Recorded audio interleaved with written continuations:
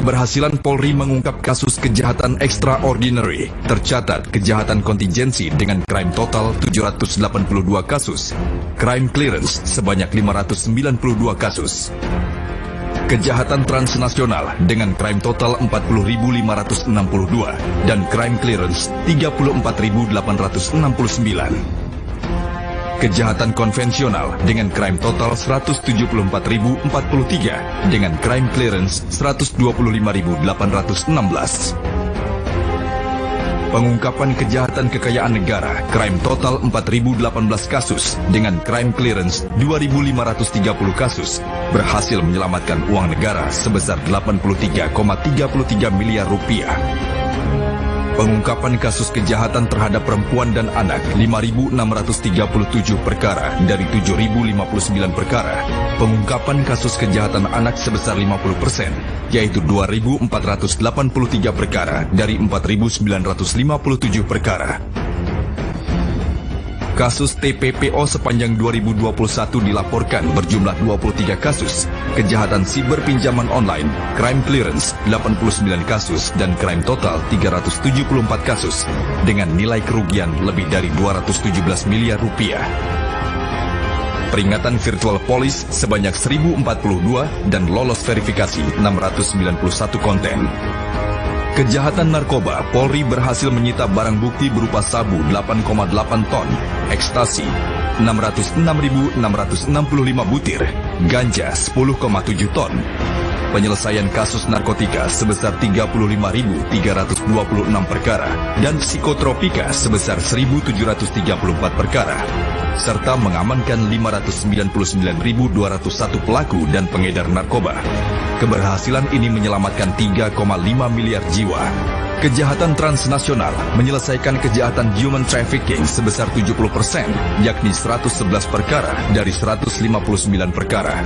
Penyelesaian kejahatan penyelundupan barang ilegal sebesar 35%, yakni 35 perkara dari 53 perkara. Penyelesaian kasus penipuan alat kesehatan dengan kerugian sebesar 1,3 triliun. Penyelesaian kasus mafia tanah sebesar 60%, yakni 1.908 perkara dari 2.291 perkara. Kejahatan tindak pidana terorisme, Polri menangkap 332 tersangka teroris. Penangkapan ini naik 143% dari tahun 2020. Polri melakukan deradikalisasi dan kontraradikal dari Densus 88, Intel, Binmas, serta Humas dengan jumlah 27.821 giat. Di tahun 2021, Polri menggelar 276 operasi kepolisian, meliputi 6 operasi terpusat dan 270 operasi kewilayahan. 2 operasi penting di antaranya, Operasi Nemangkawi Papua tahap 1 dan 2. 27 orang yang tergabung dalam KKB berhasil ditangkap. Sementara 53 orang KKB dan simpatisan menyerahkan diri ke pangkuan NKRI.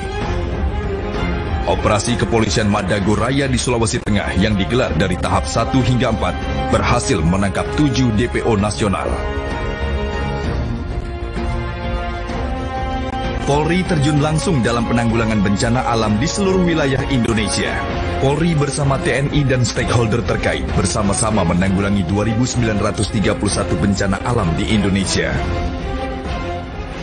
Mendukung kesuksesan pagelaran event olahraga bertaraf nasional dan internasional, Polri menggelar operasi Deraku Kartens untuk pengamanan PON ke-20 Papua, serta pengamanan event olahraga Peparnas Papua.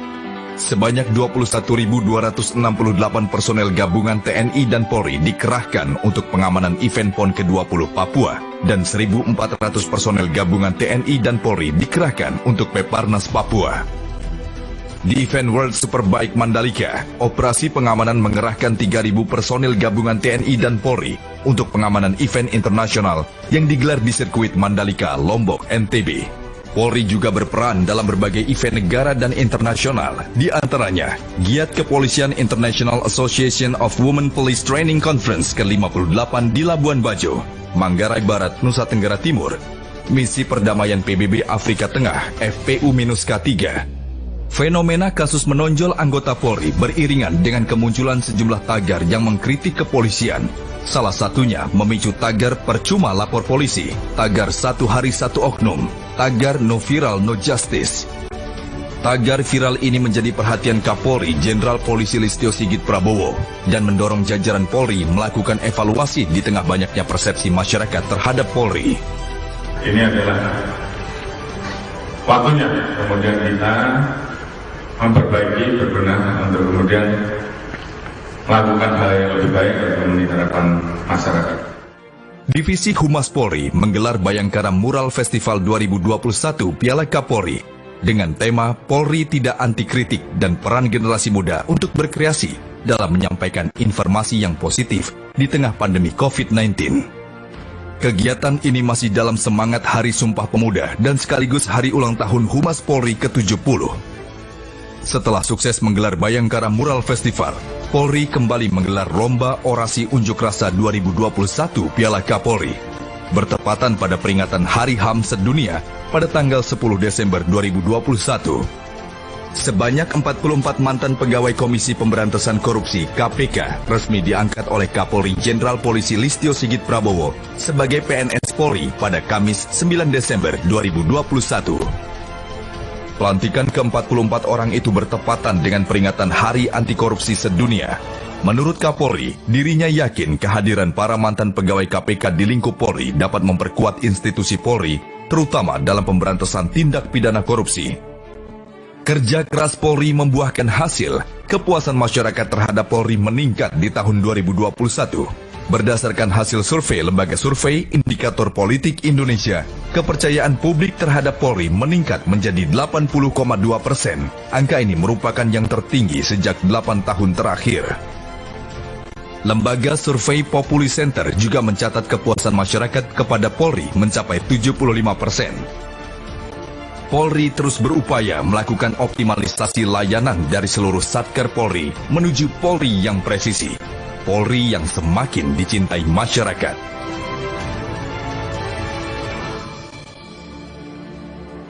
Hadirin, mari kita beri aplaus untuk penanya.